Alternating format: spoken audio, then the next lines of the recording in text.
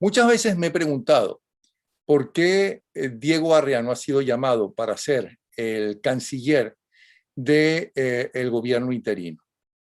Si alguien tiene méritos para eso y conocimientos para eso y ha tenido puestos importantísimos en las Naciones Unidas, es exactamente él.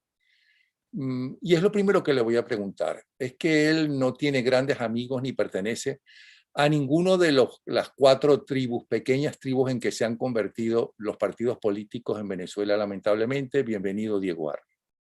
Muchas gracias, Napoleón. Tú siempre generoso y estimulante para mí. Pero recuerda que yo soy independiente y siempre lo he sido en mi vida pública. Y cuando acepté ser embajador de Carlos Andrés Pérez era porque sabía, primero, que tenía su respaldo y si no tuviese, renunciaría. Y evidentemente en el grupo que viene manejando la llamada oposición venezolana, eh, ellos piensan que lo saben todo y evidentemente, bueno, yo jamás, te confieso que jamás habría aceptado tampoco serlo. ¿Por qué? Bueno, ¿Por qué? perdón. ¿Por qué no Bueno, hubieras aceptado serlo si el país lo necesita? No, porque no confío en la manera, justamente por mi desconfianza en el manejo de la cuestión pública y mi desconfianza en lo que significa la agrupación en su conjunto. Sin la menor duda, además lo he expresado en muchas oportunidades. Pues realmente es muy lamentable porque tenemos un enemigo común todos, seamos amigos, enemigos, pertenezcamos o no a las pequeñas tribus en que lamentablemente se han convertido los partidos políticos, yo diría que en casi todas partes del mundo, sin quitarle méritos, ¿no?, a los jefes de las tribus, a los caciques de esas tribus. Y digo tribus porque realmente es algo ancestral. El hombre siempre, desde siempre, de que ha socializado, ha necesitado un cacique y primero tenía tribus. Pero en fin, pero no vamos a hablar de eso, sino que... Te hago un solo comentario. Dime. Fíjate que lo que está ocurriendo en Ucrania debería ser una lección para mucha gente en nuestro país. Zelensky ha logrado cohesionar a su país. ¿Por qué? Porque evidentemente es un hombre que está demostrando que lo único que le interesa es salvar a Ucrania, salvar a su país, preservar valores. Entonces, eso tiene un efecto contagiante de tal importancia que contagió al mundo. Pero cuando tú ves que la gente solamente tiene interés fundamental y primario en la defensa de los intereses de pequeños grupos, partiditos, etcétera, etcétera, y que les gusta más el color de las tarjetas electorales que el escudo de Venezuela, entonces no se produce ese efecto. Pero en fin, ese es mi único comentario. Bueno, te voy a decir una cosa. Por primera vez yo tengo realmente en tantos años un líder en la lucha democrática que uno se enorgullece de que exista, un líder mundial de la lucha democrática como se ha convertido Zelensky. ¿Y qué pueblo? ¿Y qué pueblo? Claro, ellos han pasado por todo lo habido y por haber desagradable, por todas las luchas, por todas las persecuciones, por campos de concentración, por hambrunas gigantescas, evidentemente saben lo que es una dictadura, saben lo que es una dictadura nazi, una dictadura de Putin, el nuevo zar de Rusia que quiere ser Putin. Pero te he pedido que nos hablaras de lo que está pasando y qué tiene que ver con Venezuela y en qué afecta a la narcotiranía todo esto, porque sé de tu cercanía y cómo has estado siguiendo lo que ha pasado en las Naciones Unidas, que ha pasado otra cosa maravillosa. Por fin uno ve que los gobiernos occidentales democráticos, la enorme mayoría, se han unido e inclusive han puesto a un lado muchos intereses como los alemanes con el famoso gasoducto, como el petróleo y la subida del petróleo y demás, frente a este nuevo atentado de Putin a regiones que están en sus límites, en los límites de Rusia. Háblanos un poco de eso, por favor, te escuchamos. Fíjate qué interesante que tú plantees eso. Justamente lo que sucedió, por ejemplo, ayer en las Naciones Unidas, que para mí me pareció una cosa sin precedentes en la historia de las Naciones Unidas, de una manera colectiva y tan firme, que apenas 4 países más Rusia firmaran en contra de la resolución y que 141 estados votaran a favor, en contra de una invasión criminal. Esa es la misma Naciones Unidas que el año pasado o el año antepasado eligió a Venezuela el Consejo de los Derechos Humanos, a Cuba, a Irán, a Rusia, a China y un conjunto de otras naciones similares, nada menos que el Consejo de los Derechos Humanos. Es la misma Naciones Unidas que no se atreve a decirle nada a China en la persecución de los Uyghurs, por ejemplo, la población Uyghur, y que nadie se atreve a mencionar nada que tenga que ver con los derechos humanos. Esa misma Naciones Unidas, cohesionada por ese espíritu realmente que, como tú decías, el amigo Vladimir Zelensky ha logrado, actuó de una manera sin precedentes. Ahora, ¿qué importancia tiene eso? La gente dice, bueno, ¿y qué significan estas cosas? Tiene un valor simbólico. Como tú sabes, la Asamblea General no puede tomar acciones militares ni cosas por el estilo. No era para parar la guerra ni cosas que se le parezcan. Sí, una declaración, yo te diría, de principios morales, pero no podemos olvidarlo, que lo que estaba en discusión era la preservación de la soberanía, la no intervención en los asuntos internos de una nación, la no invasión de otros territorios. O sea, todos los países, en el fondo, estaban votando por algo que les favorece eventualmente en caso de necesidad a todos. O sea, hay una mezcla de solidaridad con el tema de Ucrania, pero si lo queremos bien en el fondo, ahí también no pueden estar en contra, no tienen sino que estar en contra de la invasión de otro territorio, la violación del derecho internacional. O sea, hay que medirlo de esa manera. Pero no pasa de ser una declaración simbólica. Pero, por ejemplo, a China le convendría apoyar esta invasión por sus aspiraciones en Taiwán. China sabe perfectamente bien que las naciones del mundo no le pueden hacer ni le van a hacer lo que le están haciendo a Rusia y las sanciones a Rusia por el poder económico que tiene China. Pero China tiene una posición no abiertamente a favor de Rusia. ¿Está en una posición ambigua o estoy equivocado? No, no estás equivocado. Fíjate, mucha gente dice, se abstuvieron en la votación en Rusia. China se abstiene siempre en las resoluciones que impliquen el uso de la fuerza. Yo una vez se contaba anecdóticamente que el embajador chino, cuando yo estaba en el Consejo de Seguridad, que luego llegó a ser el canciller de la China, estaba siempre así como dormido, hasta que oía la palabra sanciones o derechos humanos. Inmediatamente se despertaba. China siempre votará en abstención en este tipo de circunstancias. O sea, no puedes medirlo porque está tomando una posición. No, esa es su posición muy coherente. Por eso yo siempre dice, no nos hemos involucrado en el ataque a nadie, no hemos impuesto sanciones a nadie. Son un actor virginal en el conjunto de los 5 miembros permanentes del Consejo de Seguridad. Pero es distinto porque fíjate que las ambiciones sobre Taiwán, que son abiertamente declaradas como el gran proyecto de unificación, etcétera, saben que eso tiene, sin la menor duda. Sí, te estamos escuchando. Es Que evidente que alguien te está llamando. Ajá. Sí. ¿Aló? ¿Me oyes?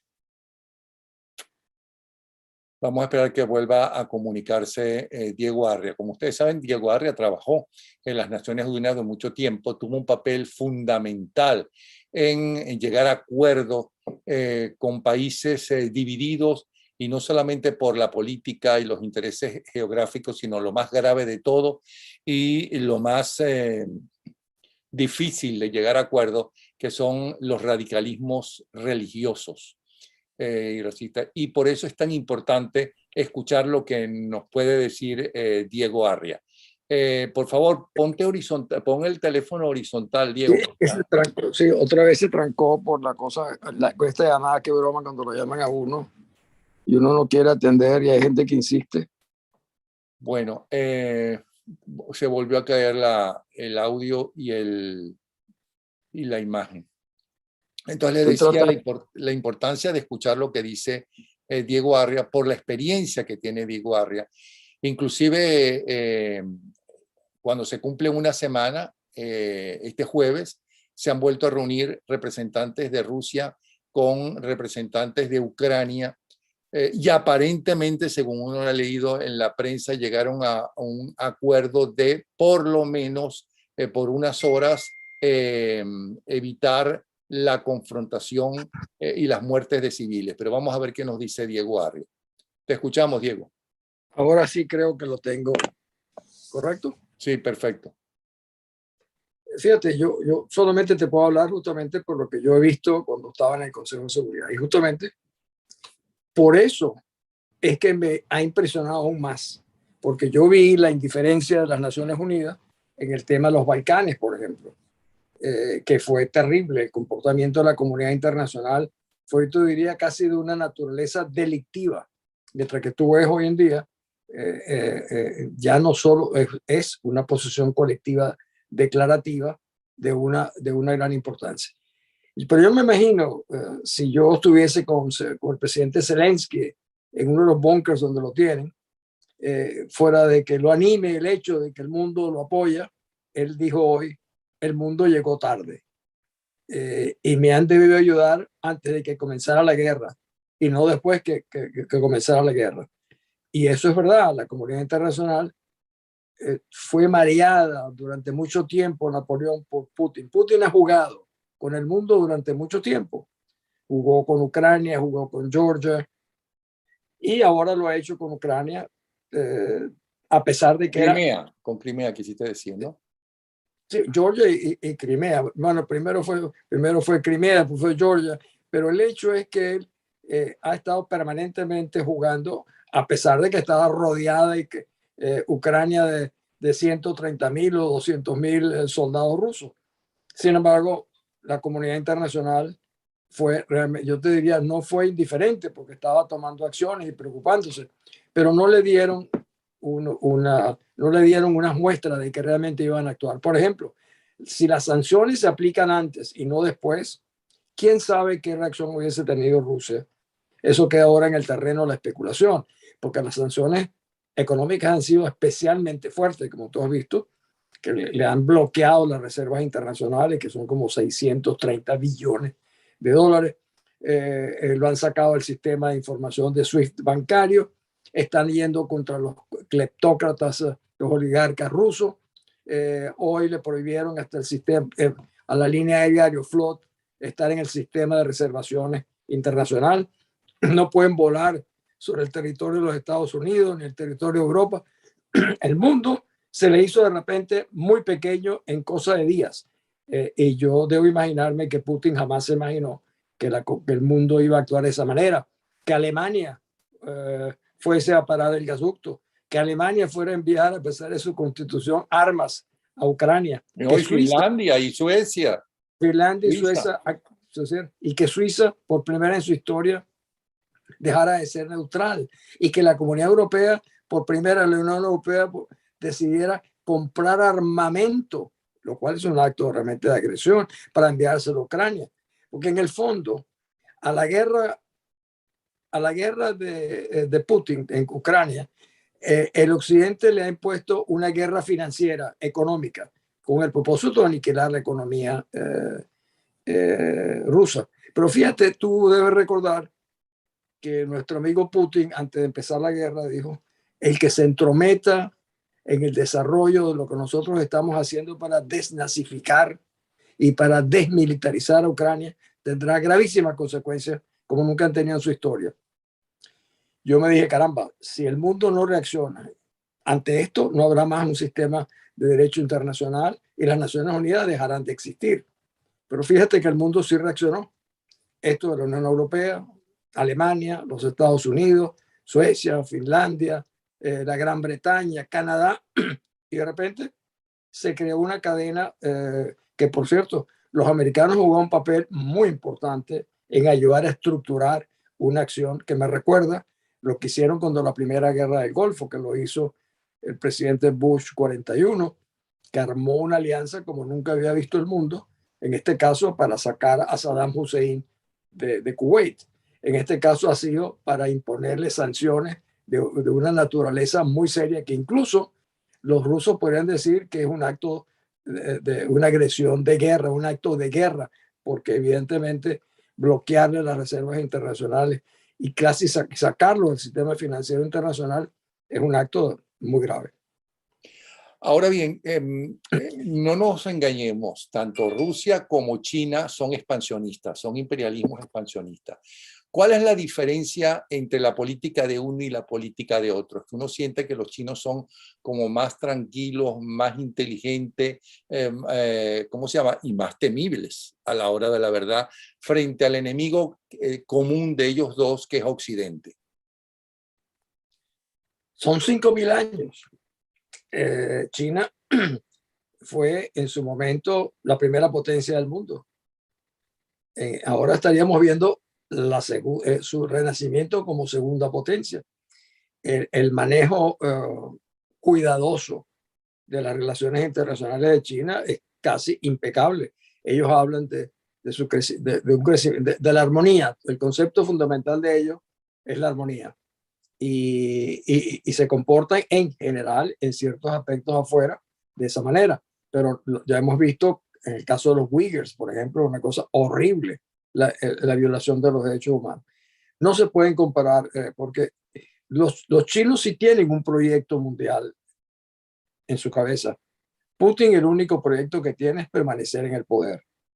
Por eso es que a Putin no lo mueve ni la ideología, ni la filosofía, lo mueve el poder. Y eso lo ha demostrado. Por ejemplo, a mí me ha causado asombro que mucha gente diga, aparentemente Putin ha perdido la cabeza, está deschavetado. Digo, no. Si uno observa a Putin, Putin ha sido siempre igual. Un agente de la KGB, era el espía principal en Alemania Oriental cuando cae el muro. Es el hombre que crea la situación en Chechnya y luego agarra y mata a 20 o 25.000 personas en Chechnya. Es el mismo hombre que ordena un ataque sobre Alepo donde matan más de 50.000 personas. Es el hombre que manda a matar a sus enemigos en las calles de Londres o a 3 cuadras del Kremlin, como fue el caso de Navalny. Este es un hombre que es realmente un criminal. Bueno, se acaba de suicidar, entre comillas, sí. un funcionario que abiertamente dijo que estaba en contra de lo que estaba haciendo Putin. Chico, y se cayó, se suicidó de un piso 15, creo que fue. Bueno, parecido a lo que hicieron en Venezuela con el concejal Albán. Sí. Inmediatamente me lo recordé. O sea, él ha sido consistente con su naturaleza criminal. Y lo que estamos viendo hoy, incluso yo estuve viendo la rueda de prensa hoy de Putin, que duró 1 hora y media, en el cual él dice que su proyecto va de acuerdo con lo previsto, que por supuesto no es el caso. Tratan nuevamente de reducir de que solamente han matado a 500 soldados rusos. Según los ucranianos son 5.000. Y una cosa que no sé si tú te enteraste, Levesky dijo algo hoy en su entrevista que hizo por los medios norteamericanos. Dijo, tienen sistemas portátiles de cremación donde creman a los soldados que van muriendo para no tener que enviarlos en bolsas a Moscú, donde esto generaría problemas muy serios, como le pasó a los americanos aquí durante la guerra de Vietnam. Yo, adelantándome un poco a la conversación, creo que esto le puede costar sin la menor duda el poder a Putin, que evidentemente es una aspiración no muy imparcial, pero yo sí creo que la combinación de elementos que se ha armado alrededor es una especie de tormenta perfecta para que el mundo tome otras acciones que faltan. Te voy a decir las que para mí faltan. Yo tuve, y te lo voy a decir privadamente a ti, como estamos solamente hablando los dos, y tu programa solamente lo vemos tú y yo, estuve conversando con un general norteamericano muy importante, que es Wesley Clark, que fue el comandante supremo en Europa, a quien yo conocí durante el conflicto en Bosnia, y estábamos juntos en el directorio del International Crisis Group. Y me atrevo a mencionarlo porque él luego ha hablado algo parecido, y otros generales norteamericanos también. Yo le decía que yo creía que si se quería parar la guerra, había que enviar un conjunto que llamaríamos de peacekeepers. Como ha dicho Putin, ha dicho que los que están ahorita en Ucrania son peacekeepers. Que por cierto, la canciller alemana dijo, pero no veo que esos tanques traigan cobija y alimentos y agua, sino que traen terror y municiones y bombas. Entonces, él me decía que yo le decía, hay que interponer un grupo, un contingente militar de 10, 12 naciones de distintas regiones del mundo para que a los que Putin no va a atreverse a dispararles, poco para detener la guerra. Me dijo, mira, eso es muy bueno, pero eso no va a suceder. pero me dio a entender, y luego me he dado cuenta por otras declaraciones, de que lo que sí puede surgir y puede estar surgiendo ahora mismo son acciones encubiertas, lo que llamarían antes las operaciones clandestinas, lo que llaman los americanos covert operations, que son aquellas operaciones que no las anuncian públicamente, pero sucede. Un general dijo, bueno, no se olviden lo que pasó en España durante la guerra, que fueron miles de voluntarios de todo el mundo a pelear por ellos. Incluso hoy se hablaba de países como Polonia, que tienen todavía una gran cantidad de aviones ya casi desusados de la época previa del dominio soviético, que irían pilotos ucranianos a estos países, recogían los MiGs para ir a pelear contra la Fuerza Aérea Rusa, que tiene que los está amenazando. O sea, pueden surgir, yo creo que pueden surgir cosas, porque Napoleón, el ver esto en televisión, esto no lo puede esconder ya nadie. Esto no puede decir las Naciones Unidas ni los Estados Unidos. Si llegan a matar al presidente, si llegan a tomar Kiev y matan 50,000 personas ahí adentro, y todo porque no forma parte de la OTAN, entonces no podemos defenderlo. Entonces, ¿qué pasó con la política de la responsabilidad de proteger? ¿Qué pasó con los principios fundamentales de los derechos humanos del hombre? Entonces están constreñidos y limitados simplemente porque no eres miembro de una determinada organización. Eso no lo va a entender nadie y será una mácula para todo el futuro de las grandes naciones. Pero el mundo no está cambiando en el sentido de que da la impresión que Putin, y corrígeme porque tú eres el que sabes de eso, Putin pertenece al mundo de antes, donde el poder estaba en el terreno que tú tengas, en los kilómetros cuadrados que tú logres, ¿no?, acaparar. Y eso es desde, imagínate tú, desde antes de las cruzadas, de cuando los reyes, de mucho antes. Y ahora el poder es más, que es lo que uno siente que quiere Putin, más terreno. Mientras que el poder está en la economía, que es lo que uno siente que está haciendo China, que se está apoderando de la economía mundial. Es decir, su ruta de la seda, todo lo que está haciendo con los bancos chinos y los préstamos a los diferentes países occidentales. Es decir, Putin no es como un atraso y lo que le puede costar el puesto exactamente son la gravedad de todas esas sanciones que están perjudicando a los oligarcas que él tiene, a sus amigos, que está perjudicando al país, que cada vez hay más manifestaciones en contra en la propia Unión Soviética, a pesar en Unión Soviética, en la propia Rusia, en Moscú concretamente, sede del poder, a pesar de que eso es una dictadura. Sí, yo creo que tu planteamiento es absolutamente acertado. Cuando tú ves las manifestaciones, no solamente en Moscú, dicen que más de 50 ciudades, acuérdate que es un país muy grande. Ahora, en cuanto tú dices el temor de Rusia, ¿cuál fue la excusa de Rusia? Que Ucrania quería entrar a la OTAN. Segundo, que estaban cometiendo genocidio en lo que ellos llaman repúblicas independientes separatistas al lado de Crimea. O sea, desnazificar a un país donde el líder es judío, que es el caso del presidente Zelensky, cuyo padre luchó como parte del ejército soviético durante 8 años. En esto que está haciendo Rusia, ahora el verdadero temor de Putin era una Ucrania democrática, cada vez más democrática, cada vez más libre y cada vez más próspera al lado de su territorio. Ese es su gran temor. Lo que él ve como un problema de seguridad no es la seguridad de que Ucrania vaya a atacar a Rusia ni nada parecido, sino que sea contagiante el efecto de un país libre con elecciones, a diferencia de lo de él, y que tenga un manejo democrático en libertad. Esa fue la razón fundamental. Más que los kilómetros cuadrados, eso. Ahora, él también habla de que se cansaron de que Estados Unidos y la OTAN, los países europeos, hayan violado los acuerdos de Minsk, acuerdos que se firmaron con la extinta Unión Soviética y que ancestralmente ese territorio era ruso. Es como decirle que los españoles dicen, bueno, pero toda América Latina debe ser nuestra, ¿no? Porque todas esas provincias, como se llamaban entonces, ¿no? Las formó España, o como que los romanos se apoderaran de toda Europa porque fueron una época dueños de Europa. El imperio romano mayor aún, sí. No.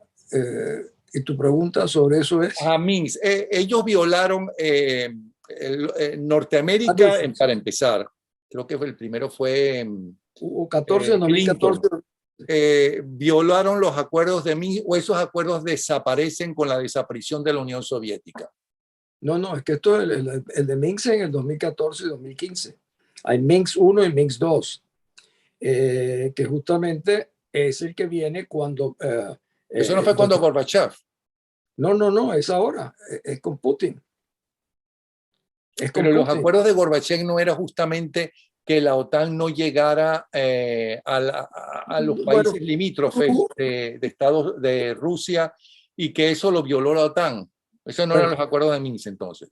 No, la verdad es que Gorbachev pensaba que el mundo en general no iba a ir más allá de incorporar más provincias o más estados a la OTAN. Eso es verdad, nunca hubo un acuerdo. No, lo de Minsk viene después de Crimea y de la parte oriental de Ucrania, donde entonces se comprometen quiénes son los que lo suscriben. Rusia, Ucrania, los Estados Unidos, Alemania, son los que ayudan a crear ese, como antes habían creado el acuerdo para que Ucrania cediera todo su armamento nuclear en la medida en que el mundo les asegurara su libertad, cosa en la cual el mundo ha traicionado a los ucranianos, porque ellos entregaron armamento nuclear y nadie los está cuidando. Esa es la razón. Bueno, nadie los está protegiendo. Según leí en la prensa, los rusos ya tomaron la central nuclear más importante de Europa, mayor de Europa. Yo no he visto eso. Pero yo puede ser. Pero uno ya hoy no sabe en quién creer ni nada de eso. Lo que hicieron fue que tomaron una ciudad mediana que tiene como 250,000, 300,000 habitantes. Veo que se están concentrando en Kiev, pero tú has visto que hay un convoy de tanques y armamentos de guerra de 60 kilómetros que tiene 2 días estancado. Hay muchas razones. Una dice, no, es un problema de estrategia militar. No, unos se dicen que los cauchos están desinflados, que no tienen gasolina, que los soldados no tienen alimentos, porque no se te olvide que Putin pensó que él rodeaba con 200,000 personas a Ucrania y que serán recibidos como libertadores y que harían un paseo con los tanques por Ucrania y seguirían luego para Rusia y pondrían un nuevo gobierno. Y resulta que se les atravesó el amigo Zelensky con un pueblo muy bravío, como tú lo decías al principio, que ha sufrido mucho a lo largo de su historia. Es el pueblo que en el año que da, el 2014, cuando la plaza de Maidán, donde nevaba, pasaron 3 meses recibiendo plomo, palos, y sin embargo lograron que el presidente de esa época, que era un corrupto, lo sacaron, que es por cierto el mismo que los rusos pondrían ahora en un gobierno títere en Ucrania. Esos son los ucranianos. Y además hay que recordar toda la historia, cómo Stalin mató de hambre a propósito y con toda la mala intención a millones de ucranianos. Se llama el Holodomor. Casi 4 millones de personas. Imagínate tú. Ahora bien, una cosa que uno de repente siente es que nuevamente se demuestra, y Occidente parece que se olvida, que la propaganda soviética, al igual que comunista en general, pero la propaganda rusa, ¿okay? Es muy buena, y entonces trata de engañar a la gente, que aparentemente, por lo que estamos viendo, que un pequeño pueblo, ¿no? Porque esta es la lucha de David y Goliat, ¿okay? Que un pequeño pueblo ya lleva una semana defendiéndose de supuestamente el mayor ejército en número, ¿no? del mundo, que es el ruso, en número de soldados. Entonces, que ese ejército tampoco es tan efectivo, tan importante, tan poderoso como Occidente piensa, ¿o estoy equivocado? Bueno, el más grande, como tú sabes, es el de China, evidentemente por el problema, pero es suficientemente grande es tan grande como el turco. Curiosamente creo que los turcos incluso superan el número de efectivos militares. Cuando tú ves a los generales norteamericanos analizando el comportamiento de las fuerzas rusas, todos tienen un denominador común: mal planeado, mala estrategia, mal ejecutado, y sobre todo que el número superior de soldados que enviaron eran conscriptos. O sea, incluso algunos de ellos han declarado que pensaban que estaban en maniobras de entrenamiento, cuando de repente se encontraban que donde estaban era peleando con lo que a lo largo de muchos años han llamado los hermanos ucranianos. O sea, ha sido, sin la menor duda, una equivocación terrible, de una subestimación de los que asesoran a Putin de que esto iba a ser un paseo. Y como dices tú, llevan 8 días. 8 días, un país de 44 millones de personas, de los cuales ya han perdido 1 millón de personas en refugiados, que es una de las principales pérdidas que ha tenido el país, pero que son los que están combatiendo en las calles. Ni siquiera es el ejército ucraniano, son civiles de la Fuerza de Defensa Territorial, que sean, tú ves, hombres, mujeres, preparando bombas molotov, peleando en las calles. O sea, ha sido una resistencia cívica, de lo que llamaríamos en Venezuela la sociedad civil. Pues mira, la sociedad civil se ha armado en Ucrania y ha salido a la calle de una manera extraordinaria. Ahora, ¿tú crees que con esto y con este ejemplo de este pueblo y de este presidente han logrado que el mundo cambiara en parte? Yo creo que el mundo dejó de ser igual a partir de la invasión a Ucrania. Esto no está sucediendo en África, está sucediendo en el centro del mundo más poderoso, en Europa. Está sucediendo nada menos que de la mano de un miembro permanente del Consejo de Seguridad que está encargado de la paz y la seguridad internacional.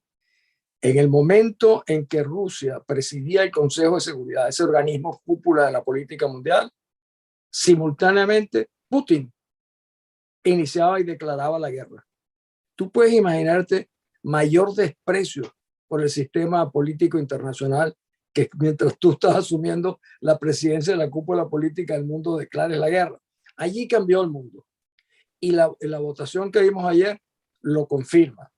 La votación de la Unión Europea lo ratifica. La posición de Alemania, de Suiza, como dices tú antes, de Suecia, Finlandia.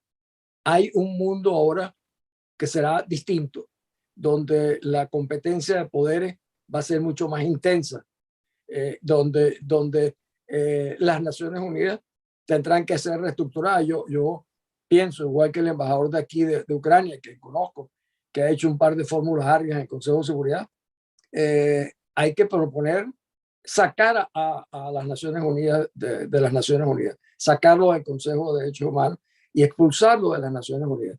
Pero no van a poder porque China se va a negar y China tiene poder de voto. Bueno, pero eso no lo decía el Consejo de Seguridad, eso lo decía la Asamblea General.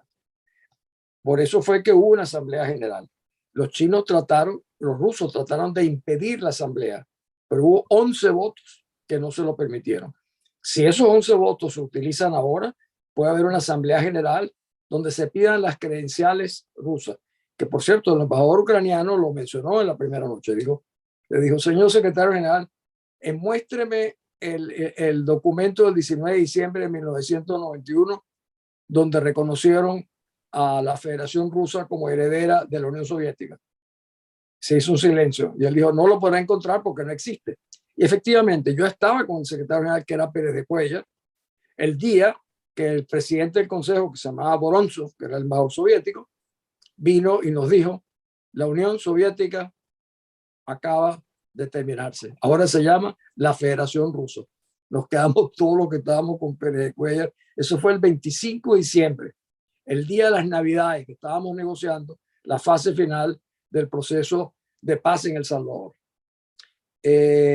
Y es verdad, nunca el procedimiento para tú ser admitido como miembro de las Naciones Unidas, el Consejo de Seguridad se reúne, aprueba y recomienda a la Asamblea General que lo ratifique. Eso nunca se hizo, sino que se tomó automáticamente que la Unión Soviética no existía y que había algo que se llamaba la Federación Rusa, que tampoco existía en ese momento y que asumía la posición de la Unión Soviética.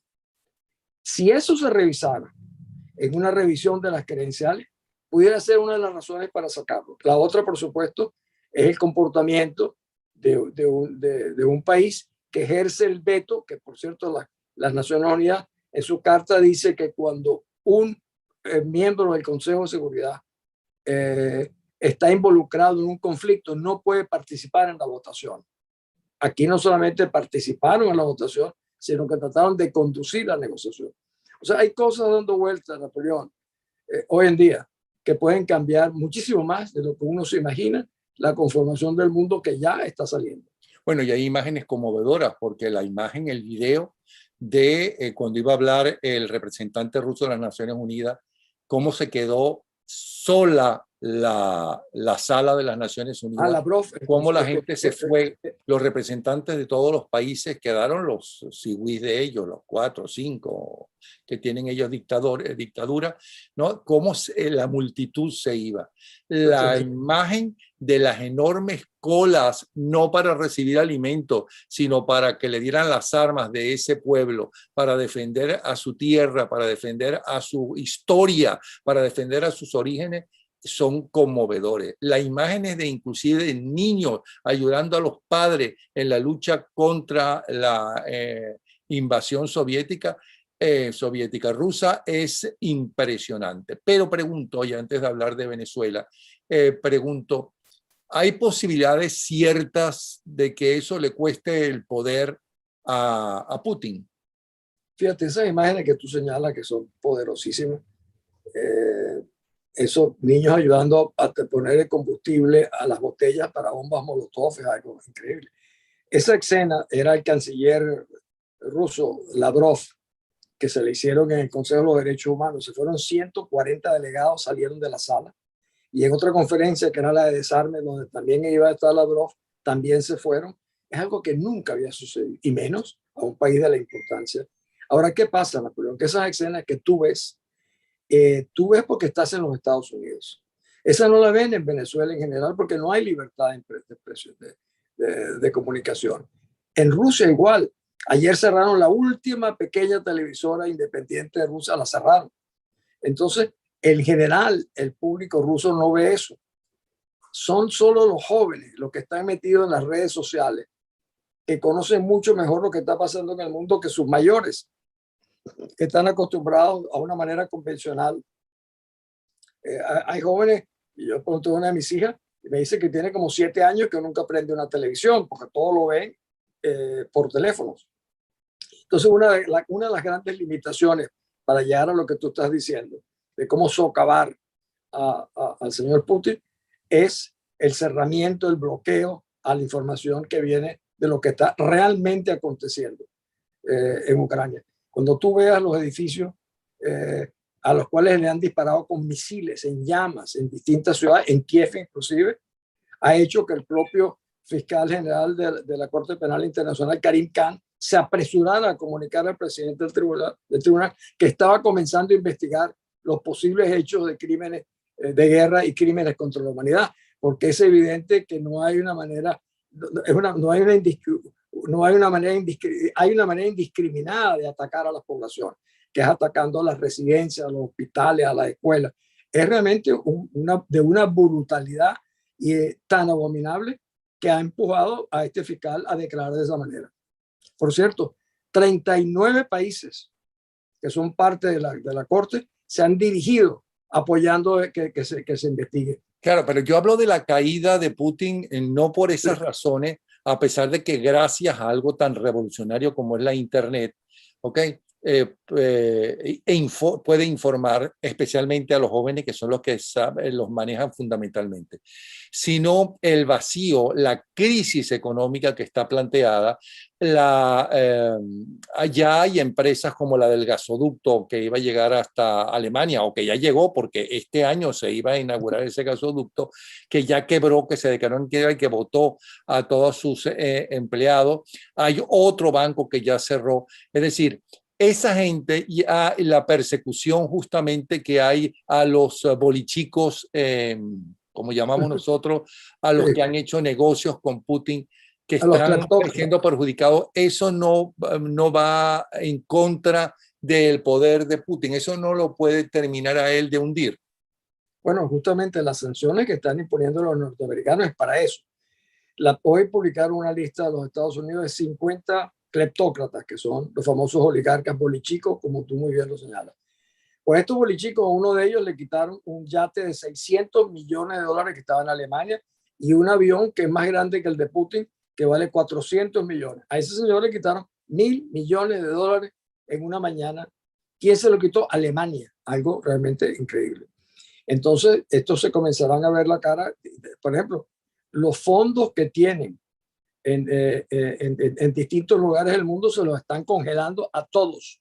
Y la persecución ya no solamente va contra ellos, van contra sus familias, hijos, hermanas, esposas, amantes, etcétera, que los están en esta Comisión Atlántica que graba el Ministerio de Justicia norteamericano, justamente para tratar de apretar a Putin, de que sus principales colaboradores están sufriendo en carne propia lo que significa las acciones criminales del señor Putin. ¿Qué importancia puede tener eso? Bueno, no lo sabemos ni tú ni yo, pero yo creo que alguna importancia puede tener cuando de la noche a la mañana quedan ellos imposibilitados a mover fondos, de que no pueden entrar a los Estados Unidos, de que no pueden ir a Europa, que no pueden volar sobre el espacio europeo. Es realmente, le va a dar una claustrofobia a todos estar encerrados como no lo han estado nunca realmente en su historia. Yo creo que sí debe tener, y si tú sumas eso a lo que le puede venir, que para mí es la próxima sanción, que es la prohibición, todo lo que tenga que ver con las exportaciones de petróleo, comercialización de petróleo, eso es la fuente de los ingresos de Rusia, que hasta ahora no lo han querido tocar los norteamericanos. Pero yo creo que con lo que está ocurriendo hoy en día en el terreno en Ucrania, se van a ver forzados a hacerlo. Y yo me atrevería a decirte, Napoleón, de que surgirán otras opciones más allá de las convencionales para impedir que haya realmente una matanza, porque como te dije al principio, ver en televisión cómo asesinan a toda una población, a un país europeo, sin que tú puedas intervenir, y más allá de entregarle ciertas cosas que se las han debido entregar hace muchísimo tiempo y no ahora, sería terrible. Ahora, no nos engañemos, lo más probable es que se apoderen, el ejército ruso se apodere de Ucrania. Aunque tú no lees las cartas que yo sepa, ¿crees que eso es próximo, que es cuestión de horas, de días, o para sorpresa de todos nosotros, como hemos estado sorprendidos hasta ahora, va a tardar más de una semana? Yo creo que fíjate una cosa es entrar a la ciudad y otra es enfrentar a una población que resiste en todos los lugares. O sea, la guerra urbana es muy complicada. Y por ejemplo, los analistas militares, estos generales norteamericanos que han estado opinando, dicen que para tú tomar Kiev y mantenerla bajo control, solamente en el caso de Kiev necesita más de 150,000 soldados, lo cual es el contingente mayor que tiene. Rusia tiene un ejército como de 600,000 personas. En el fondo, han movilizado como el 60% de su contingente militar. Yo creo que los ucranianos les van a sorprender con estas acciones de la población civil que está armada, aunque no esté tan bien armada. Tú has visto lo que han logrado, cómo han logrado destruir aviones, tanques. Ahora imagínate si hoy o mañana llegan estos aviones, ese contingente que está de 60 kilómetros es un blanco facilísimo si tú tienes aviones para bombardearlo. O sea, pudieran acabar con el convoy de los 60 kilómetros. Y por eso es que Putin, el presidente Zelensky, pedía que la protección a los vuelos sobre el espacio aéreo de Ucrania. Eso es muy difícil que lo hagan, porque eso implica que aviones, por ejemplo, de la OTAN o de los Estados Unidos, tengan que derribar aviones rusos que entren dentro del espacio aéreo de Ucrania. Eso no lo van a hacer, pero sí lo pueden hacer voluntarios que toman aviones, como yo te decía, estos aviones que vienen de los países vecinos y que vuelen y que utilicen estos instrumentos justamente para destruir parte de la fuerza militar rusa. Yo creo que eso puede ser una de las opciones de acabar. Imagínate que estos 60 kilómetros que tienen de convoy lograran destruir la mitad. Esto sería un golpe tremendo para Rusia y un golpe tremendo para el fin de la batalla. Yo no doy por perdida todavía a Ucrania, aunque como tú lo dices, puede suceder esta noche, aunque yo creo que decían que no iba a durar 2 días y vamos a la 8ª noche ya en este momento, como sabes, estamos a medianoche en Ucrania. y no ha sucedido. Ahora, el tirano venezolano se apresuró a apoyar a Rusia y para mí es un secreto que parte del dinero de Venezuela está en Rusia y que parte de los grandes negocios de PDVSA están en Rusia. Eh, es de suponer que no estará todo en Rusia, habrá una parte en Turquía o en otros países, y que los negocios principales que maneja Saad están en Rusia. ¿Hasta qué punto todo eso es verdad? Y hasta qué punto entonces con esto que está pasando, Maduro y su banda no tiene el dinero suficiente para mantener, para empezar a su gente allí, ¿no? En Venezuela. ¿Hasta qué punto lo está afectando realmente? Realmente. Fíjate que una cosa curiosa, en las Naciones Unidas, Cuba, Nicaragua, fueron muy cuidadosos en el lenguaje que utilizaron en sus declaraciones. El único, como sabes, no, Venezuela no pudo votar porque no ha pagado, es un moroso, no ha pagado sus cuotas, pero su embajador lo dijo, su representante lo hizo en un lenguaje que ningún otro utilizó. ¿Y eso por qué? Porque la reacción de Maduro es como el tipo que le mete la mano en el bolsillo y piensa que lo han robado. ¿Qué le han robado? Los depósitos que pueda tener él, su mujer, el general Padrino y otros generales que están vinculados al régimen ruso, que ya no lo pueden sacar, porque lo que está en Rusia no lo pueden sacar. Y al mismo tiempo, el aumento de los precios del petróleo, que está creo esta tarde en 114, 115 dólares el barril, que significaría un ingreso mayor para Venezuela, tampoco, porque la negociación de nuestro petróleo la hacen los rusos. Y todos los rusos no pueden enviarle a Venezuela lo que les correspondería por este aumento. Es una medida que sin una menor duda los afecta de una manera muy importante, fuera lo que signifique sus depósitos particulares de él, de Padrino y otros generales. Ahora, Rusia no puede manejar el dinero a través de China. Los chinos tienen un sistema financiero particular, no recuerdo el nombre, que han tratado de sustituir un poco al dólar. Los chinos no creo que esté dispuesta a enfrentar a la comunidad mundial por ese tema, porque eso significaría que están violando una norma que en el fondo de casi todo el mundo. Yo dificulto que los chinos vayan allá a dar ese paso, porque eso sí significaría un enfrentamiento de China con la comunidad financiera internacional, que no creo que les interese hacer. Esa es mi visión. Sí. Por último, ¿cómo se llama? ¿Qué nos enseña el presidente de Ucrania y ese pueblo ucraniano, no solamente a los venezolanos, sino al resto del mundo? Un mundo que está tan dividido, ¿cómo se llama? Como está ahora en todas partes del mundo, con unos partidos políticos cada vez más débiles, ¿no? ¿Qué nos enseña? Bueno, fíjate, lo primero, yo te decía hace rato que el presidente Zelensky es un hombre que por su posición ha logrado sacudir a la sociedad ucraniana y las ha arropado de una manera tal que tú ves al que era presidente, que compitió con el presidente Zelensky ahora con un fusil defendiendo y todos sus opositores políticos porque defendían a Ucrania. No estaban defendiendo a sus partidos, estaban defendiendo a la libertad, a la democracia y a su patria. Esa es una enseñanza poderosísima. Yo te decía que los venezolanos deben poner atención, pero claro, para tú poder hacer eso, tú requieres tener Lesenskis que sean reconocidos como honestos, honorables y que sean capaces de activar, de conducir a una sociedad y de preservar valores que, como tú decías, son fundamentales para un mundo que viene. Yo te iba a decir la última palabra sobre en la conferencia de las Naciones Unidas. Habló la canciller alemana y dijo, la semana pasada nació en un refugio antiaéreo una niñita. Le pusieron el nombre de Mía. Y yo digo, Mía, dijo ella, es para mí el nombre de la esperanza. Yo le pido a los miembros de las Naciones Unidas que mañana voten por Mía. Y efectivamente, las Naciones Unidas votó por Mía.